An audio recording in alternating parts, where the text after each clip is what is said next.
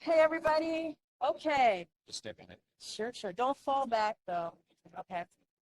So we're pleased to be joined by the National Economic Council Director, Brian Deese, today, right behind me. I'll give a quick overview and then turn over the floor or the aisle over to him.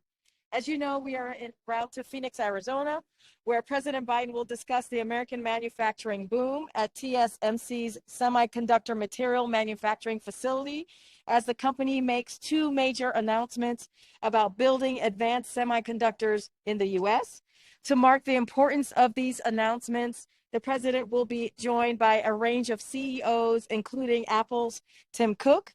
He'll also be joined by Secretary of Commerce Gina Raimondo, Arizona Governors Doug Ducey, Governor-elect Katie Hobbs, and several members of the state's congressional delegation.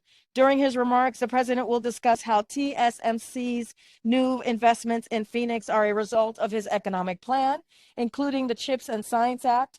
Today's announcement is just another example of how President Biden's economic plan is growing the economy from the bottom up and middle out, creating jobs, revitalizing manufacturing, strengthening our supply chains, and giving families more breathing room. And with that, I will turn it over to Brian Deese. Thank you so much. And I would note the one and only Mayor Bottoms is here today too. It's pretty exciting. Um, so uh, I'll be super brief and happy to get to your questions. I think you're all tracking this, but I would just say as we think about the day and what we're trying to accomplish, I think about it in sort of in four categories. The first is with respect to the TSMC facility that the president will be visiting. This is what I think is being referred to as a first tool-in ceremony, where it's a term of art for semiconductor facilities, but not breaking ground. They built the facility, but now they're starting to actually put together the operations inside this inside this production facility. The president's excited to see that progress up close and personal. Second is the announcement TSMC is making about its plan to expand to a second fab, and in particular, a commitment to build those most leading edge chips at the 3 nanometer level here in the United States. For those of you who have been following this, a big part of the motivation behind what became the CHIPS and Science Act, which the president really started on in his first month in office working on, was to try to reposition the United States leadership in that leading edge of the semiconductor ecosystem, where the United States has fallen to having no production here in the United States. So that's the other big component of this. The third is the opportunity to talk with the broad spectrum of the semiconductor industry, from consuming companies, Apple, which is the single largest customer of TSMC, AMD, another big chip consumer, but also Micron is a leading memory chip producer, as well as NVIDIA, ASML, and to have all of these CEOs together to mark this occasion, I think, is a reflection of the fact that this is about more than just one groundbreaking, but how we build out this innovation ecosystem for semiconductors in the United States. And Secretary Raimondo and I will be spending some time with those CEOs and the president as well to really talk through where we are on our strategy, what we need to work together on, and make sure that we're providing clear guidance to the industry on issues, including on the export control side, in addition to the implementation of the CHIPS bill. And the last piece is that, and I think the president will be speaking to this, is that coming to Phoenix is about more than just semiconductors, because what you're seeing on the ground in the greater Phoenix area, Secretary Raimondo was here back in August to announce that Corning and AT&T are entering a partnership to build fiber optics here in the Phoenix area to meet demand to build out broadband deployment in the country. We're seeing a major electric vehicle battery manufacturer, Core Power, who set up facilities here. I was in New Mexico in September meeting with the Core Power CEO, who was talking about this emerging ecosystem in the Southwest of battery manufacturing, et cetera. So it's what the president will speak to is that what you're seeing, in economic terms, that's the industrial strategy that we've talked about. That's investing in the country and laying the foundation for private sector investment. But in very practical terms, this is what happens in a community if you are able to bring manufacturing, innovation, job opportunities, and economic opportunities for years to come as well. So that's what we'll be focused on here on the ground in just a little while. Yeah. And with that, all right. you rock and roll. So I just wanted to ask a little bit about generally a mood question. A mood question about going into but you have the likely incoming House Speaker talking about this being such bipartisan bills being corporate welfare. Is this the end? Are you guys essentially on a last hurrah for sort of this kind of bipartisan legislation? We certainly don't believe that has to be the case. I think, one of the things the president said the day after the election in his post-election press conference was that he's prepared. He's eager to sit down and work with anybody who has good ideas. He's demonstrated his ability to do that, and he's going to continue to do that. It also will mean Republicans demonstrating that they want to work with him. So we're going to have to see. I guess I'd say two things. One is, if you go back to early in the administration, and you asked most people, would it be possible to actually get multiple historic bipartisan pieces of legislation through this very narrow Congress in strong bipartisan fashion? Could we get infrastructure done after decades of not getting it done? Could you do something on chips and semiconductors?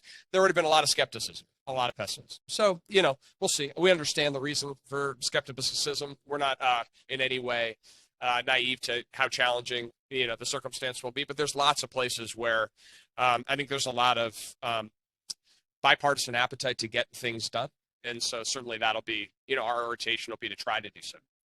One of the first tests of that bipartisan relationship will be this government spending bill. Senator Shelby said the two sides still are apart. He suggested there might be a need for some kind of short-term CR. What's the White House view on that? And do you think you can reach some kind of agreement before the December 16th deadline? Yeah, look, I mean, those conversations are ongoing and fluid, and even as over the course of the day today, the president had a productive lunch yesterday with Chairman Leahy and Ranking Member Shelby, building on the conversation he had last week with congressional leadership. And I think his message to them continues to be our message, which is keep working at it, get something done. Everybody agrees that having a stable year-long funding bill is better for our country. It's better for our economy. It's better for our national security. So we just want to, we know that those legislative conversations are happening in very real time, but we're just going to keep encouraging people to try to stay at it and get that done. Sure. I wonder if there's anything in the president's remarks or if he tries to do anything to assuage people's worries about divided government, with McCarthy saying, Republicans shouldn't work with Democrats and all of that stuff. And if all this stuff comes to a screeching halt. Well, look, I think the president's presence here today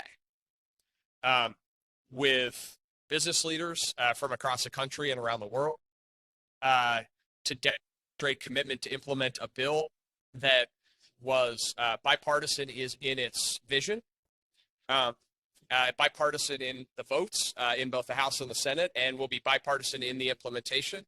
I think it underscores what is possible if we actually keep the national interest in mind. It was I remember back, it was one of the first meetings that the president did with congressional leadership in late January of 2021, right after the president came into office, where he had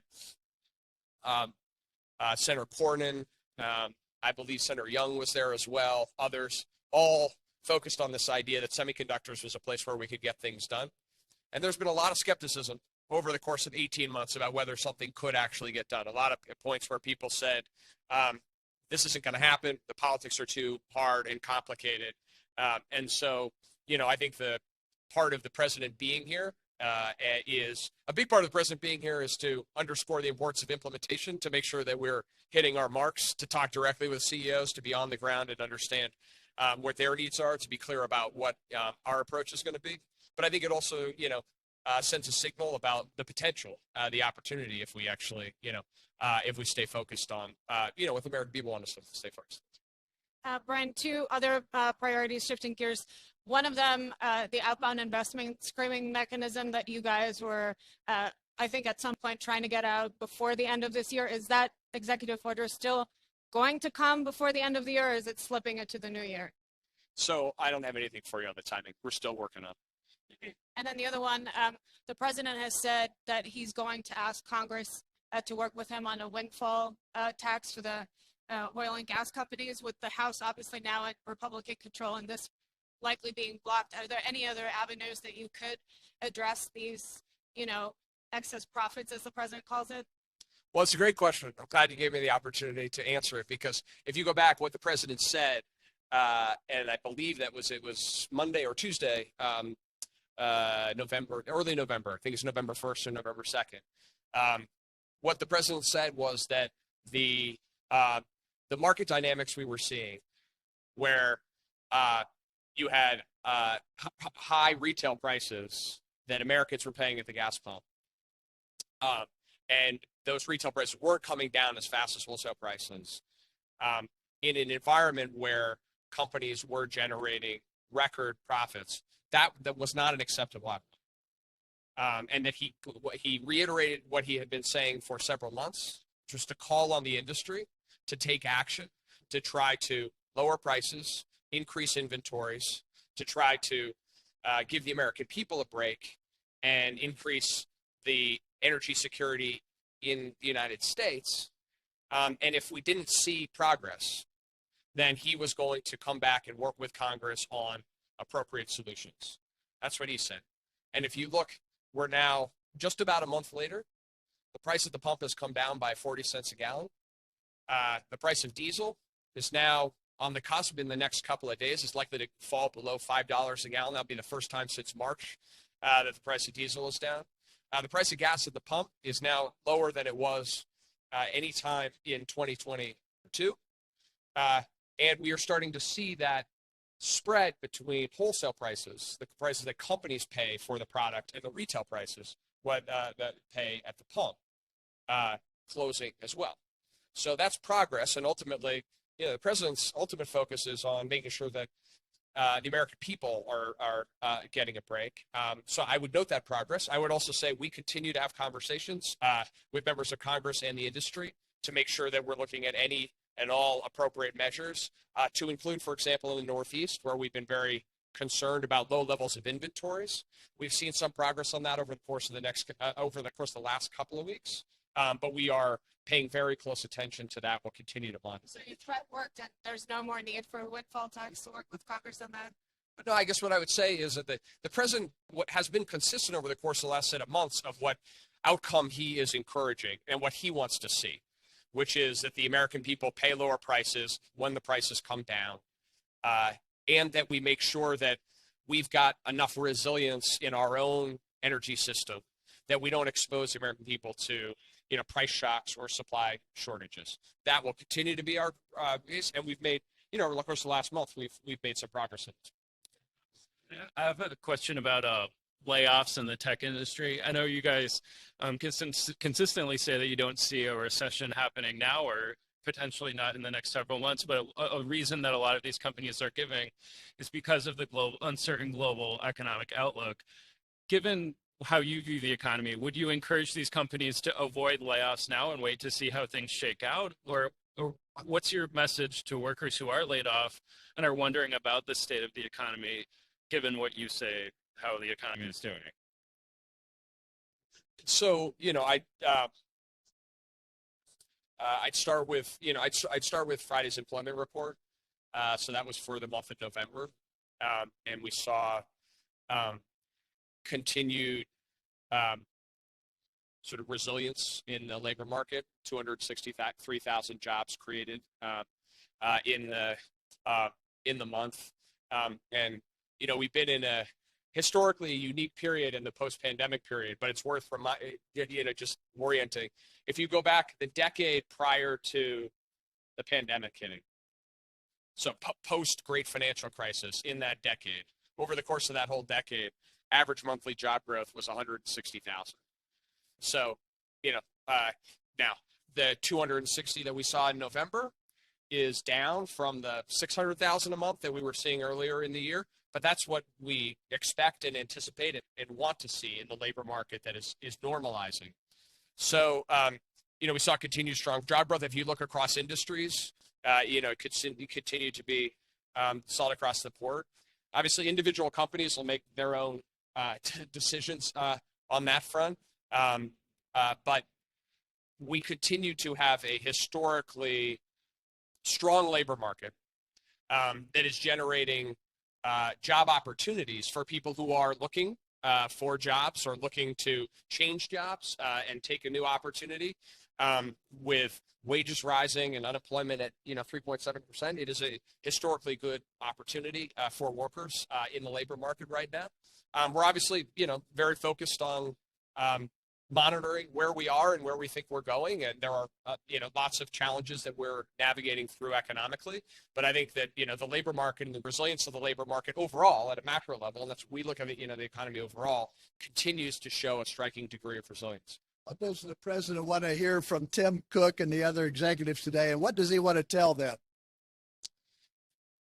Well, I think that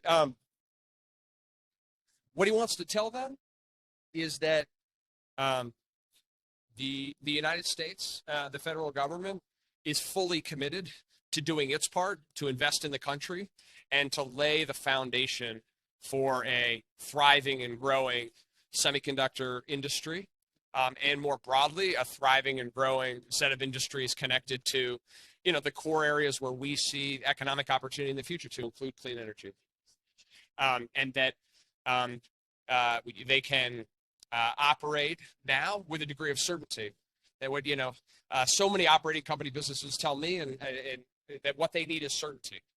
And now, on the back end of the legislative efforts that we have pushed through, they have long-term certainty that there will be capital on the table, that there will be a partner for investing in workforce and the training necessary to build, to get the talent that they need, and that there are long-term tax incentives for them to build and grow in the United States. So that's what he's going to underscore to that, and also to make clear that he wants these companies to build and grow in America. We're seeing them make those announcements, but he wants to see them continue to do that. We're going to be a partner to that. But we're also going to have high expectations for that. One of you mentioned the sort of, the idea of this CHIPS bill is anything, far from corporate welfare. There are strong requirements associated with any company that is going to receive funding under this, and we're going to stick true to the legislative intent. I think what he hopes to hear from them is, number one, to understand their commitment and their plan. But also to hear, as he often does in these environments, to just hear very candidly from them. What are they concerned about? What do they see on the horizon? What are they planning for? Where do they see the biggest challenges, and where can we more effectively partner together? I was just talking to, Senator Kelly, who's here on the plane, about how on the ground the Arizona delegation is helping unleash extraordinary educational resources that this state has with ASU and community colleges and otherwise. That when you get states, localities, universities, community colleges, businesses working together, oftentimes you can make things happen that people previously thought were, hard to do or impossible to do. So that's the other thing he's going to want to hear from them. Ask about the backlog of oil tankers in Turkey. So I know this is only a few days into the price cap, but one, is there any concerns about the global oil supply with what we're seeing with this backup? And then just generally, with the caveat that we're only a few days in, what impact do you see the price cap having? Yeah. Well, let me start with the latter and then go to the former. I mean, we don't anticipate that the price cap is going to have any material impact on global price, and that was by design, that if you dial back the price cap was a response to the EU insurance ban and an effort to try to implement in a way that would reduce revenue for Putin and the Russian regime without increasing global oil prices. Obviously, early days, but if you look at where the market is and also futures, it would indicate that the market is digesting the price cap in that way. With respect to the issues in Turkey and elsewhere, we're closely monitoring the situation, but I think it's too early to make any judgments. Can I ask him another issue? What you know about the latest on the talks for a new labor contract for West Coast port workers, and what's the risk that these talks go similarly to the rail talks that went back and forth, and you ended up figuring it out, but with a lot of drama?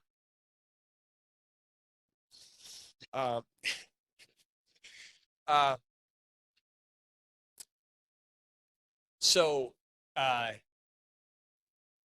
it's an issue that we have been following very closely. And for those of you who haven't been paying super close attention, the management and labor for the West Coast ports had a deadline of the end of June to reach an agreement. They both voluntarily came through that deadline and said they would continue to operate without a lockout or without a strike and continue to stay at the table and negotiate in good faith. They have continued to do that. Secretary Walsh has continued to stay very close to the parties, encourage them to continue making progress and to try to, be helpful where we can. These are, collective bargaining negotiations happening at the table as they appropriately should. So, that continues to be where we are. I don't have a sort of a super real-time update on where things are, other than to say that those parties remain at the table, focused on trying to resolve their differences rather than escalate. What's the current outlook on getting an extension on the child tax credit? There's some Senate Democrats who would like to see that, in this omnibus, and are saying essentially there shouldn't be any of these corporate tax extenders if you're not going to have a CTC component to it. Yeah. With respect to prospects, we'll have to see, right? A lot is up in the air right now legislatively, and there's a lot, it's like 17-dimensional, lots of different things going on right now. On the policy side, we certainly agree that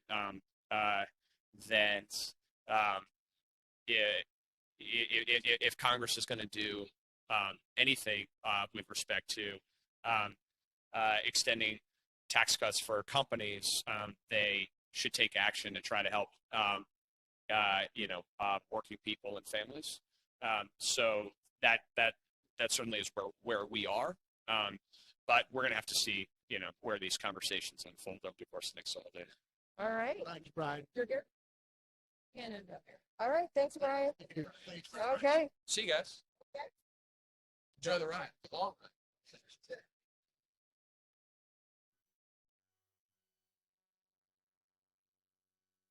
What you got? Two things on Georgia today. Any action for the president to try to get out the vote in the last minute? And then secondly, do you have any update on the North American Leaders Summit next month? And if it is indeed happening next month, then the North American Leaders Summit is. So let me take that one first. We're working with the government of Mexico on that. Don't have anything to share or anything to preview at this time, but we're in conversations. Clearly, that relationship is very important to the president. And but once we have something to preview, we certainly will share that. Oh, yes. What was the question again? I'm so sorry.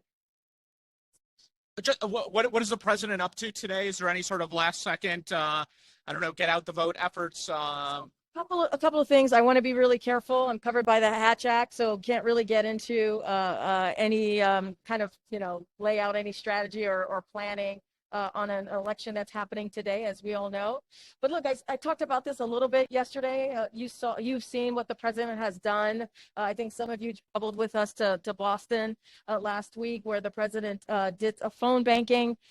He raised some money for Senator Warnock. He's always said that he's willing to do whatever it takes, whatever Senator Warnock needs for him to be helpful. And I'll take it back a little bit further. If you look at the midterm elections and you look at the role that the president had, I said this yesterday a little bit in the briefing room, which is, look, the president was able to lay out what the messaging was, right? What the messaging was for the Democrats who were running at the time, which is making that contrast with Republican officials and laying out what they wanted to do, how they were going to take our economy into a downturn by wanting to cut Social Security, by wanting to put Medicare in the chopping box because they didn't like the Inflation Reduction Act, a piece of legislation that's historic, that is going to lower cost for Americans. And let's not forget, fighting for our democracy. We saw voters and American public speak very clearly and say how important that was to them. Their freedom, when you think about Roe and their rights, they were very clear about how they wanted us to continue to fight for that as well. So look, again, not going to get into too specifics about today, but I'll just leave it there, so not to get myself in trouble. Ukraine has been striking deeper into Russia with drone attacks. Is that causing any concern in Washington? So I don't have any assessment on that. So just want to be really clear. I know the reports are out there. Wanna just add one more piece to that. Look, I don't want to speculate about whether Ukraine is responsible for these attacks. But to be clear, there's only one country, right? And you've heard us say this at the podium. You've heard the president say this. Who's responsible for this conflict? And that's Russia. And they continue to launch barrage of attacks against Ukraine, including against electric grid. Just yesterday, you heard me talk about that at the podium as well, and that are designed to increase human suffering. But one thing that we have seen from Ukrainian people is that they are brave people. We stand with them as they continue to fight for their freedom and as they continue to fight for their sovereignty. That's all. Can you talk about North Carolina, both the outages and what the federal government is doing, and where the investigation into whether this is domestic terrorism lies? So, I have a few things to say about that. I know you guys asked me yesterday. So we condemn this apparent attack on critical infrastructure. Federal law enforcement continues to support the investigation, and we will continue to monitor the situation as that investigation plays out. The Department of Energy is working with utilities in the region to ensure they have everything they need to restore power as quickly and safely as possible. As I've said, President Biden has made critical infrastructure, security, and resilience to all hazards, both natural and man-made, a priority since day one of his administration. While we still have a long way to go, the Biden-Harris administration is already following through on its promise to deliver results through the initiatives like the Bipartisan Infrastructure Law and the Inflation Reduction Act, and to protect against and limit the impacts of incidents like this. We've worked closely with the private sector to strengthen resilience against the full spectrum of potential threats, including through utilizing new technologies and improving how government communities and shares that information with the private sector, which owns the majority of our nation's critical infrastructure, as you all know. Yep. Who was responsible? Is any idea? I would refer you to the Department of Justice on that, and also to the Department of Energy on any specifics. What I can tell you is we condemn this apparent attack. Arizona certified its election results this week. Should we expect the president to talk about the election in Arizona and specifically urge the statewide Republicans to concede the race? And then secondly, I noticed that Senator Sinema was not on the list of attendees. Was she invited by the White House? We always invite, as you know. You guys have been on a couple of trips with us. When we go to a state, the president is always happy to give those congressional members in that state a ride on Air Force One to the state. And clearly, if you think about the CHIPS and Science Act, it was a bipartisan piece of legislation, got a lot of support from Democrats. I can't speak to Senator Sinema's schedule. As you know, the Senate is in session, so I would have to refer you to her office as to her schedule for today. But on your question, so look, the president, as you know, he feels like it's his duty to sound the alarm about continuing threats to our democracy, attacks on the integrity of elections, and attempts by politicians to choose their voters.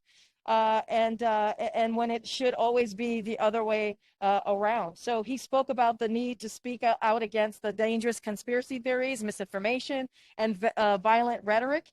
The need for all of us as we, the people, to say in one voice that this is not normal. This is extreme. It's not who we are. He was right to do that. And the American people responded, as I said earlier in this gaggle. Look, and it's a testament to our mainstream values as a country that the midterms affirmed the strength of our democracy. Look, people spoke out. We saw this in the last midterm. They were very clear that they wanted, American people across the country wanted to make sure that our democracy was protected and that we continue to fight for our democracy. And so we need to listen to that and make that very clear. Go ahead. Sorry if I'm making you repeat yourself, so I couldn't hear you. I just wondered two questions. What's the president's message to Georgia voters? Is he going to be talking about that all today? So I want to be really careful. People are voting right now, and I am protected by the Hatch Act. So not going to really say more about that specifically. What I can point to, as I've been doing, is pointing to the midterms and what the American people have been very clear about, protecting our democracy, making sure we continue to deliver for the American people. That's something that Democrat officials, especially in Congress, has been doing. When you think about the bipartisan infrastructure, you think about the Inflation Reduction Act, you think about when we walked in, the president walked into the administration, he met the moment with the American Rescue Plan, something that Republicans did not vote for, and it helped our economy get back on its feet. It helped to make sure that we got shots in arms. And that's why you're seeing the data points that we're seeing the last couple of months with GDP and inflation moderating, and seeing jobs, historic job growth. And so all of those things are important. And so what I can say is what our message has been to the American people. What I can say is what the work that the president has done to the American people, and just lean into, again, what we talked about during the midterms, and that contrast about what Republican officials are trying to do. They want to stop all of the gains that we have been making. So I'm not going to get into, again, specifics into an election that's currently happening. I'm covered by the Hatch Act, but I can lay out exactly, the message that the president gave just a couple weeks ago in the ending of the midterms, as we were going into the midterms election. Just on, I know the president's not going to talk about the border. He's not going to visit the border, but is the administration willing to extend Title 42? Or are you going to spend millions on border security so that dreamers can have a pathway to citizenship? So look, what did you ask me about Title 42? I'm sorry. Would you consider extending Title 42? I'm not going to get into Title 42. That's something that the Department of Justice is working through. I know I've been asked if they were going to appeal. That's in litigation, so not going to respond to that. Look, I'll say this. When it comes to immigration reform, on the first day of his administration, the president, one of the first things he did was put forth a comprehensive immigration reform, which included DACA, which included making sure we protect the border. And he was very clear this was a priority for him. And he was able to secure record funding for the Department of Homeland Security to make sure that we had 23,000 extra agents, to make sure that we stop those smugglers that were taking advantage of migrants who are trying to looking for a better life, trying to come into the country. And he's been very clear that he wants to work on this. I just talked about the CHIPS and Science Act, how that was done in a bipartisan way. Why can't Republicans work with us in a bipartisan way to get immigration reform done? But what we've been seeing from them is political stunts. That's what they do. They do political stunts, do not come up with solutions. And we have come up with solutions. We understand that there's more work to do, and we'll continue to do that work. Karine, on Saudi, the president said that he wants to review the U.S. relationship with Saudi Arabia. Now that Congress is back, can you give us an update on these talks and whether you're still interested in potentially halting arms sales or looking at the NOPEC legislation? I don't have specifics to lay out on where we are on the conversation about our Saudi relationship. Look, as you know, it's been an 80-year relationship that we have had with Saudi Arabia. This is, it's been done in a bipartisan way. And so, look, don't have anything to share on conversations that's been had or what's the path forward. As soon as we have that, we'll be sure to share. Can I follow up on that? President Xi says that he's going to Saudi Arabia tomorrow. As President Biden reassesses the relationship, how much is he factoring in China's relationship with Saudi Arabia, and how concerned is he that by potentially reducing the American involvement in Saudi Arabia, China could see an opening and take advantage? So look, just a couple things on that. So we don't tell our partners to choose sides. That's not something that we do. You've heard us say that before. Each country has its own bilateral relationships. And so we are focused on strengthening our own partnerships in the Middle East and advancing our economic and national security. And so that is what you're going to see us continue to do. I'm just not going to speak specifically about that particular bilateral meeting. Again, we do not comment on that, and it's not up to us on what they see their relationships needs to be. And one more follow-up on China. Do you think, as they're struggling, obviously, with the COVID zero and winding that down, is it time for them to ask for Western vaccines to finally beat that virus? We're not going to speak to a country's policy. We have been, as you know, the largest provider of COVID vaccines in the country, and so we are always willing to assist and help. Look, the president is very focused on, on his plan that he's had for the past 2 years and making sure that people get vaccinated. That's one of the reasons, again, that we've seen the economy get back on its feet. It's because when the president walked in, he had a comprehensive vaccination plan, and it made a difference. And he had to kind of clean up what the last administration did. They didn't have a plan. They didn't have a strategic, comprehensive plan at all, and the president did. And so now we're seeing we've seen more than 200 million people who have gotten fully vaccinated. And the president's message right now to the American people is to go get your new vaccine. It is important. It is an imperative as folks think about the holidays and visiting families and visiting their grandparents. It's important to get that new vaccine so that we can continue to be in a place where we're moving forward as we deal with COVID. And it's still accurate that the Chinese haven't asked you guys for any vaccines? I don't have anything to share about any conversations that we have had on this. But as I said, we are the largest provider of COVID vaccines than any other country. And so we have been committed to doing that. All right. Mark, Governor Sununu has said that Biden's recommendation that South Carolina get the first primary, that it's government payback politics. I wonder if the White House has any comments on that. Payback politics. Can you say? Payback politics, I think was the quote. I don't know what that means. Okay. There's been other criticism as well. Okay. What's the other criticism? Basically along the same thing, maybe not as stating a quote, but yeah. He means by government payback, like rewarding South Carolina for his first victory there. Okay. Yeah. So I could say no, that is not what that is. It had nothing to do with the primary results, and I can definitively say that. Look, I think when it comes to, I know there's been. When it comes to it more broadly, as we're hearing from Republican governors and others, their complaints, it is surprising to us that any governor would want to deny their constituents an opportunity to have a greater voice in the process, and that's what should be looked at. This is an opportunity to have a greater place in the process, and I'll just leave it as there. Well, I'll add one more thing. The president has always been clear, and this is a political I'm gonna be very careful. It's a political process, right? As we talk about the 2024 calendar.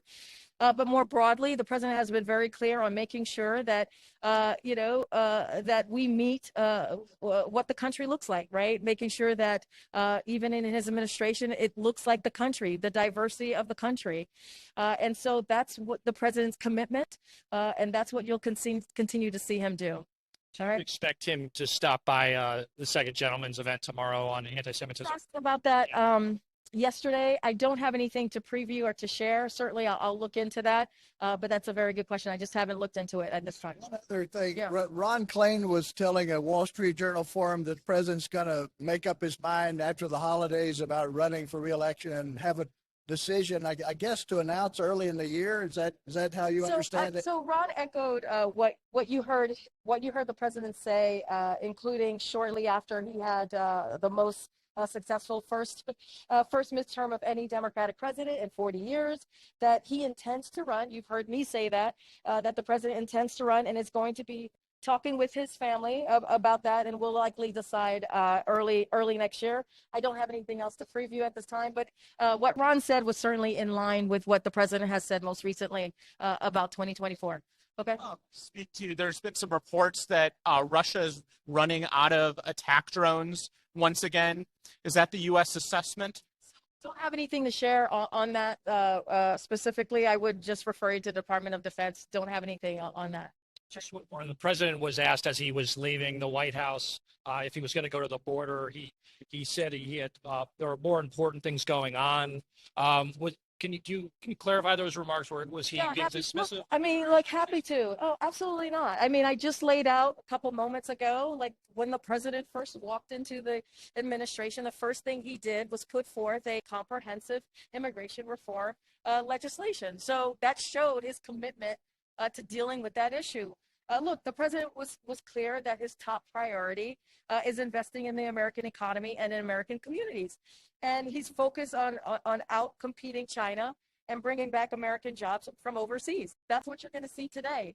And so if anyone believes that the president shouldn't make that his top priority, they should say that out loud, right? I mean, you're going to see for yourselves when we land in Phoenix, Arizona. The president's going to lay out why this trip to Arizona is so important, why CHIPS and Science Act is so important, and what it's going to do for the American people and the people in Arizona, creating good paying jobs. Since the president has been in office, more than 700,000 manufacturing jobs have been created here alone. So just to step back, just to talk a little bit about what the president has done at the border. The president has taken action to secure our border and build a fair, orderly, and humane immigration system. He secured more funding than all of his predecessors to support the men and women of the Department of Homeland Security. He's put forth a comprehensive, as I just mentioned, immigration reform proposal. He's brought 20 world leaders, as some of you traveled with us to LA, together to jointly manage the migration challenge impacting the entire Western Hemisphere. That came out of that trip, that the summit that he had in LA not too long ago. He focused on real solutions, not political stunts.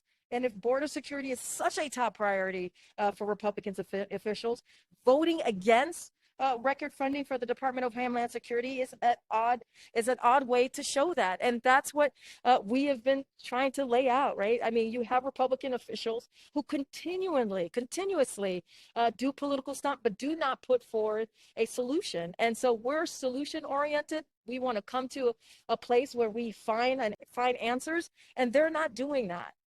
All right. Thanks, everybody. Can I ask you one more thing?